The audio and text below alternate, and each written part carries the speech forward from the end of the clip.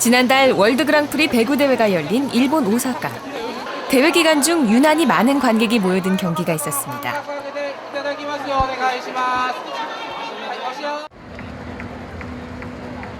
바로 우리나라와 일본 여자 국가대표팀의 대결입니다. 일본에선 여자 배구에 대한 관심이 높은데요. 하지만 이날 관객들이 더 많이 찾은 이유는 바로 한국의 김연경 선수의 출전 때문입니다. 일본 리그에서 2년 동안 활동한 뒤 지금은 터키 리그로 떠났지만 김연경의 인기는 아직 식지 않았습니다.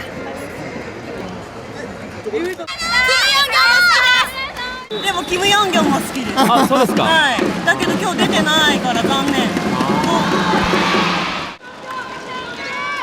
관객들은 코트에서 활약하는 그녀를 기대했지만 김연경은 끝까지 출전하지 않았습니다.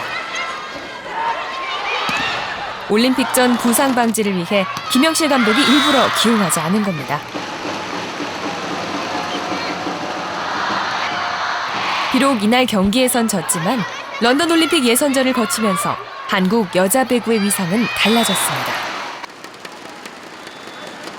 やっぱり高さもありますし、スピードもありますし、レシーブも拾うので本当に手強いチームだと思っています。 김연경의 활약은 남달랐습니다. 런던 올림픽 예선전에서 단연 돋보인 선수는 김연경이었습니다.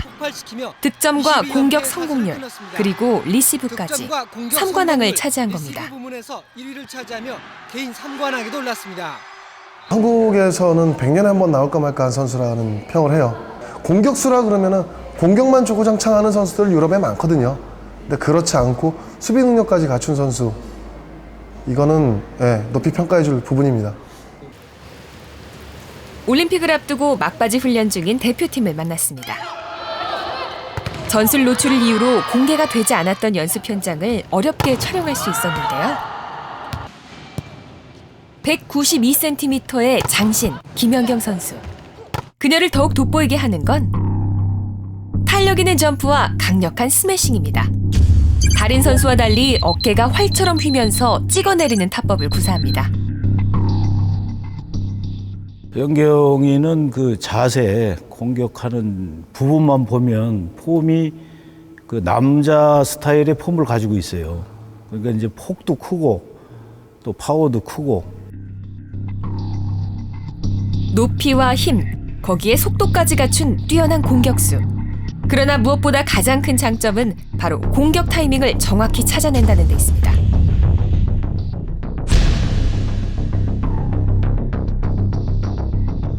세터로부터 공이 전해지는 순간 공격수는 재빨리 정보 수집에 들어갑니다.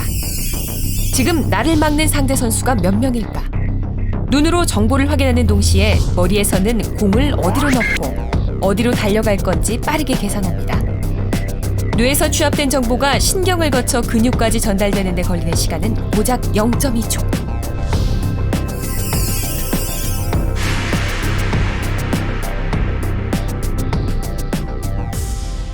저 같은 경우에는 브로킹은 뭐 당연히 보고 때리고 있고요. 근데 상대의 수비 같은 경우는 정말 보기가 어려워요. 근데 정말 몸이 좋거나 정말 컨디션이 좋을 때는 이제 한 번씩 진짜 잘 보이고, 근데 그게 아닐 때는 느낌이 어느 정도 와요. 지금은 아 지금 이때는 이런 식으로 하겠구나라는 걸 생각을 하고 그 정도 느낌이 오기 때문에 그쪽에 또 때리게 되면은 뭐 성공이 되는 거고. 큰 키에도 불구하고 높은 점프력을 지닌 김연경 선수는 다른 선수보다 오래 공중에 머무를 수 있습니다. 그만큼 계산적인 플레이가 가능한 거죠. 타점이 높으면서도 내가 어디서 때릴 것인가, 앞에서 잘라먹을 것이냐, 끌어가서 때릴 것이냐, 이거는 상대방 브로커를 피하는 거기 때문에 공이 왔을 때 내가 어디쯤에서 임팩트를 때릴 것이냐에 대한 판단 능력, 이것이 가장 좋다는 얘기죠. 김연경의 강한 스파이크는 무엇보다 높은 점프에서 나옵니다. 강력한 다리 근육이 만들어내는 탄성은 몸을 활처럼 휠 수 있는 긴 채공 시간을 만들어줍니다. 배구 선수의 점프 능력을 모션 캡처를 통해 분석해봤습니다. 배구 점프는 몇 걸음 움직인 후에 몸을 웅크린 상태에서 튀어오르는 것이 특징인데요. 이 튀어오르는 힘을 지면 반발력이라고 합니다. 측정 결과 지면 반발력은 엉덩이 관절을 사용할 때 가장 높은 걸로 나타났습니다. 처음에 그 엉덩이를 피는 동작하고 무릎을 피는 동작을 동시에 수행합니다. 그리고 마지막에서 점프의 마지막 단계에서는 발목을 힘차게 이렇게 펴면서 그 점프를 하게 되는데 가장 중요한 게 이제 엉덩이에서 그 펴는 힘이거든요. 그게 한 50% 정도 차지한다고 그러고요. 그 다음에 무릎이 한 20%, 그 다음에 발목에서 한 20% 정도 차지한다고 합니다. 대한항공 배구팀의 정종일 트레이너는 점프 능력을 높이는 이상적인 자세가 따로 있다고 말합니다. 바로 하체의 각 관절을 얼마나 효과적으로 접었다 펴느냐의 문제인데요.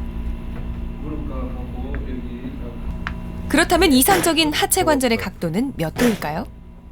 이제 일반적으로 한 번에 점프를 하기 위해서는 많이 접혀도 되지만은 연속적인 게 되기 위해서는 사실상 몸이 조금 더 뜨게 됩니다. 이렇게 45도 보면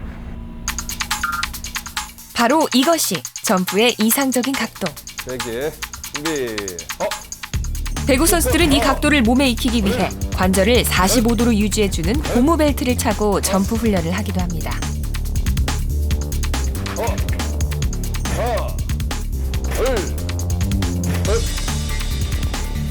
뛰어난 점프 능력을 가능하게 하는 하체는 어떤 모습일까? 프로 배구 선수의 다리를 단층 촬영해봤습니다. 배구 선수 허벅지의 근육 크기, 뼈 두께에서 확연한 차이가 보이는데요. 특히 흰색으로 보이는 지방질이 거의 없습니다. 허벅지 뒤쪽이 아닌 앞쪽 근육이 발달한 것이 바로 높은 점프의 비밀입니다.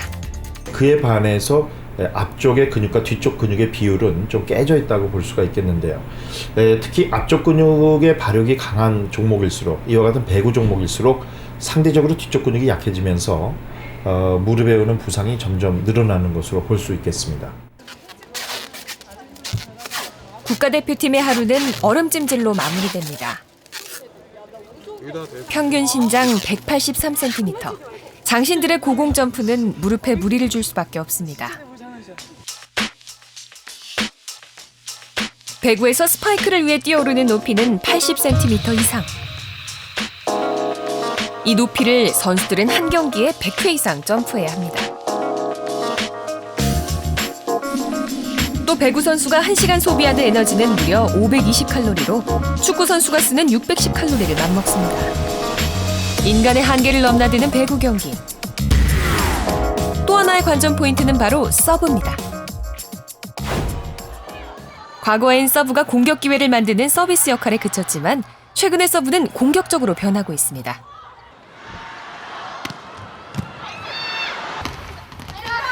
일본에서 개발된 새 국제 공인구는 무게가 가벼워져 공격수에겐 더 유리해졌습니다. 일본의 이 대학에선 최근에 이런 변화에 발맞춰 서브 훈련을 강화하고 있습니다. 500gの重たいボールです。重さが違う。これはグラム数は何グラムだったかな、ちょっとあれですけども、まあグラム数と集計軽いです。 그렇다면 스파이크 서브의 위력은 어느 정도일까요? 태권도 선수, 야구 선수, 그리고 일반인이 실험에 참가했습니다. 바로 배구 선수의 스파이크 서브를 받아보는 실험입니다. 리시브의 대부분은 실패로 끝났습니다. 반응을 해야 되는데 머리는 가야 된다고 하는데 몸이 먼저 안 가네요. 네. 직선으로 왔는데 몸으로 따라가기보다는 더 빨라가지고 못 받았어요. 그렇다면 스파이크 서브는 왜 받기 힘들까요? 선수의 손을 떠난 공은 강력한 회전 때문에 공 밑에 공기 밀도가 높아지는 마그누스 효과를 발생시킵니다. 즉 기압차에 의해 공이 수직 상승의 힘을 받는 건데요. 이렇게 되면 공은 예상보다 멀리 날아가기 때문에 순발력 좋은 사람들도 받아내기 어려운 거죠. 하지만 강력한 스파이크 서브만이 위력적인 건 아닙니다. 오히려 느리고 회전하지 않는 서브, 이른바 플로트 서브를 선수들은 더 무서워합니다.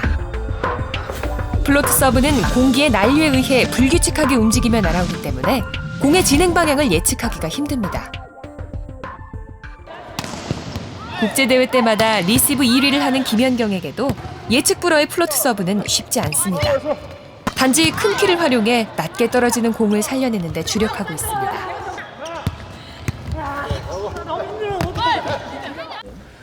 저 같은 경우는 플로터 서브가 좀 많이 힘든 것 같아요. 근데 왜 그 이유는 뭐냐면 많이 볼의 변화가 되게 심하거든요. 그게 볼이 오다가도 길게 뻗는 서브가 있고 오다가 짧게 떨어지는 거, 아니 오다가 옆으로 휘는 것들도 많기 때문에 플러터 서브가 아무래도 좀 리딩 이런 게 좀 많이 중요한 것 같아요. 배구에서 뛰어난 공격수는 뛰어난 수비수가 될 수 없다는 상식을 깬 김연경. 그건 끊임없는 순발력 훈련과 근력 강화 운동이 뒷받침됐기 때문에 가능했던 것입니다. 올림픽을 위한 그녀의 준비는 끝났습니다. 1976년 몬트리올 올림픽에서 동메달을 딴 후 36년 만에 다시 메달권에 도전하는 한국 여자 배구.